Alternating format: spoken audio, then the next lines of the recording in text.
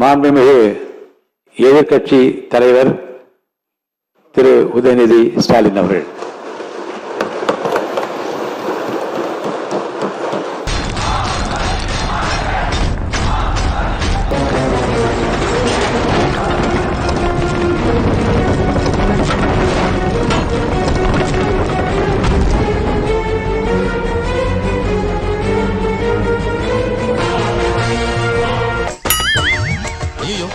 அருவலோட கிளம்பிட்டானே, இன்னைக்கு எத்தனை தலை ஊர்ல போதோ தெரியலையே.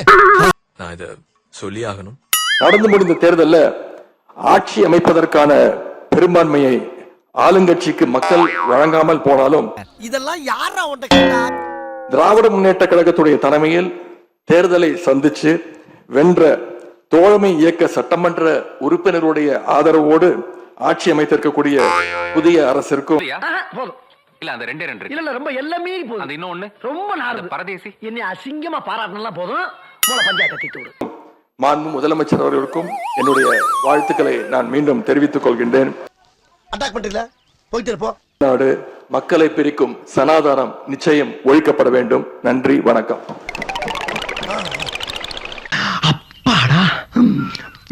மாண்புமிகு பேரவைத் தலைவர் அவர்களும் மாண்புமிகு முதலமைச்சர் அவர்களும் இன்னைக்கு எதிர்கட்சி தலைவராக இருக்கிற நானும் ஒரே காலேஜ்ல படிச்ச ஓல்டு ஸ்டூடெண்ட். ஒரே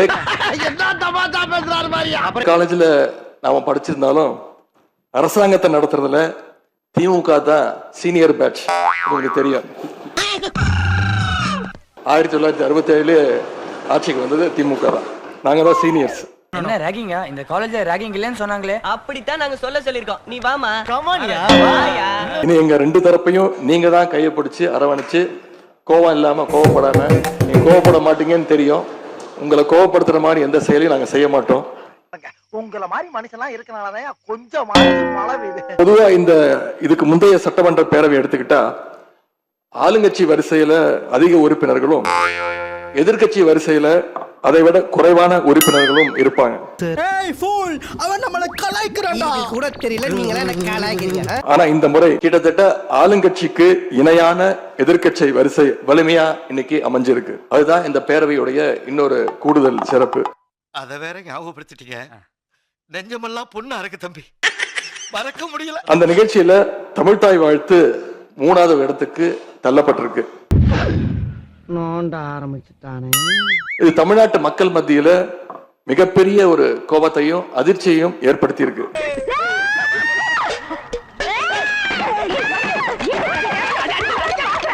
சென்னை ஓட்டேரியில் பள்ளி மாணவியை அக்கா காதலன் பாலியல் வன்கொடுமை செய்த சம்பவம் அரங்கேறி இருக்கிறது.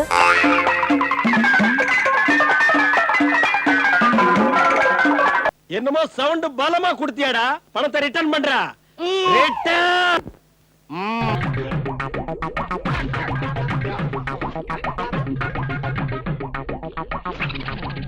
ஆஸ்பத்திரி எந்த பக்கம் போறோம் தெரியலையா?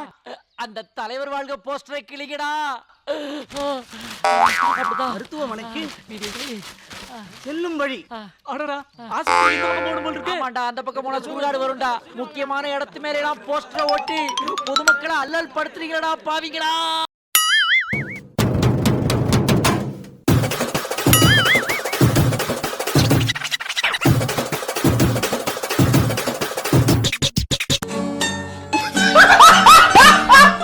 கஜானாவை சுத்தமா தொடச்சி வலிச்சு வச்சுட்டு போயிருக்கிறப்போ, தூக்க முடியாத சுமையை ஏத்தி வச்சுட்டு போயிருக்கிறப்போ,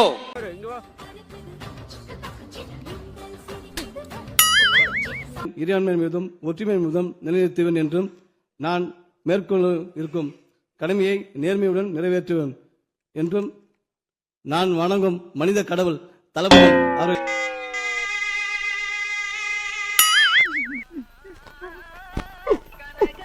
ஏப்பா அழுகுற முரியசா? என்னமா ஃபீல் பண்ணி கூவுறான்டா அவன்.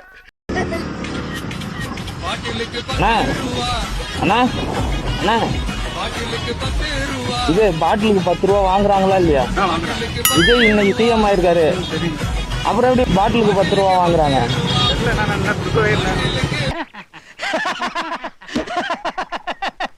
அரசியல்ல இதெல்லாம் சாதாரணமாப்பா. முக்கியமான விஷயம் என்னடா கேஷா இல்ல செக்கா? என்னடா எங்க பேமெண்ட் பாபா. எனக்கும் வாழ்க்கையில வறுமைனா என்னன்னு எனக்கு நல்லாவே தெரியும். பசினா என்னன்னு எனக்கு நல்லாவே தெரியும். பாட்டி 2 நாளா எங்கடா போனேன்? டூயிட் விஷயமா ஒரு சின்ன வேலை இருந்தது, அதான் அப்படியே முடிச்சுட்டு வந்துட்டேன் பாட்டி. ஏப்பா நம்மளே கஞ்சி கூட வழி இல்லாம இருக்கான், இதெல்லாம் நமக்கு எதுக்குப்பா? அது விடுங்க பாட்டி, ரொம்ப டயர்டாக இருக்கு, பசிக்குது. அந்த சாக்லேட் மில்க் ஷேக்கும் பீட்சா தான் கொடுங்க.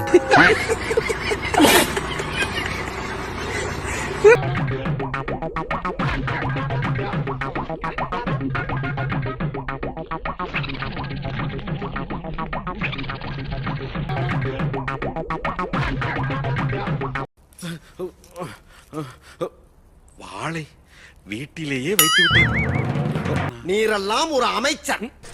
டேய் வேற செல்ல கொடுங்கடா, பதவி பிரமாணத்துக்கு டைம் ஆயிடுச்சு.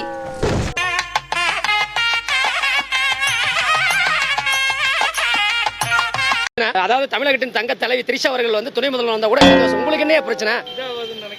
அதெல்லாம் தப்புங்க, இருக்குங்க, அப்படித்தாங்க இருக்குங்க. ஓகேவா, உங்களால என்ன பண்ண முடிஞ்சது அவ்வளவுதான். ஏய் எதிர்க்கட்சி, என் தலைவன் யார வச்சிருந்தா உனக்குறடா நாதாரி? அவர் ஒருத்தே வச்சிருப்பாரு, இல்லடா ஊரே வச்சிருப்பாரு. உனக்கு என்னடா? காசு இல்ல அப்படின்னு சொல்றாங்க. ஆனா விடிய காத்தால எல்லார் அக்கௌண்ட்லயும் 5000 ரூபாய் போட்டுறீங்களா? அது எப்படி?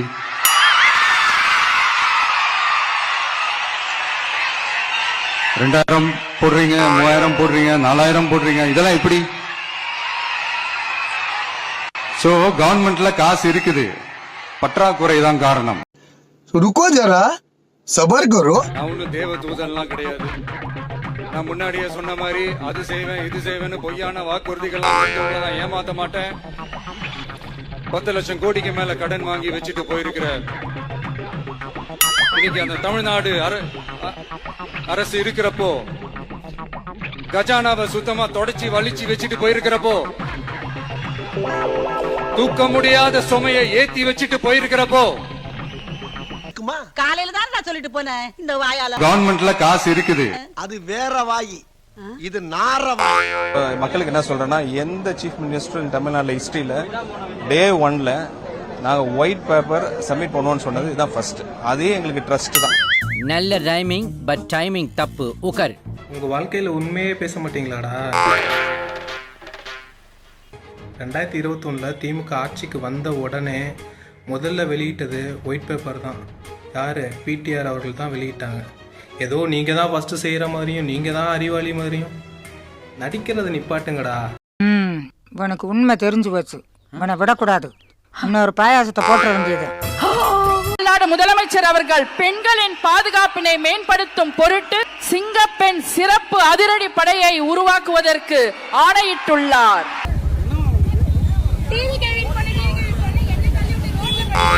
ஒரு லேடியை தள்ளி விட்டது உங்களுக்கு தப்பா தெரியல? ஒரு லேடிய கையை பிடிச்சு தள்ளி விட்டது தப்பா தெரியல? அட நார பயலுகளா, எந்த தொழிலும் பண்ண விட மாட்டேங்கிறாங்களே. ஏய், நீ எங்க போனாலும் உன்னை விட மாட்டேன் நானு. படுங்க வா, ரோட்ல படுக்க வா, படுங்க படுங்க. ஏதோ கூட்டு போறீங்களா?